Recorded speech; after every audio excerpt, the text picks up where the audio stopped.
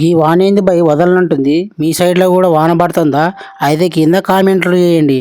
ముందుగా సద్దన్నం తీసి పక్కన పెట్టినాక పొయ్యి మీద మంట పెట్టినాక దాని మీద కడాయి పెట్టిన కూసంతా నెయ్యి పోసిన. ఇంకా 3 నాటుగుడ్లు తీసుకొచ్చి పక్కన పెట్టిన. తర్వాత దాన్ని అందులో పగలగొట్టి పోసినాక దాన్ని కసాబిసా చేసిన. అలా కసాబిసా చేసిన కూసంతా సాల్ట్ అండ్ కారం పోసిన దాన్ని కసాబిసా చేసి మళ్ళీ కారం పోసినాక దాన్ని కూడా కసాబిసా చేసిన.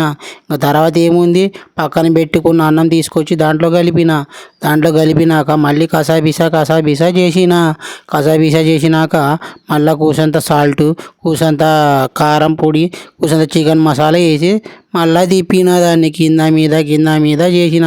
తర్వాత సోయా సాస్ కలిపి ఇంకా మొత్తంగా కింద మీద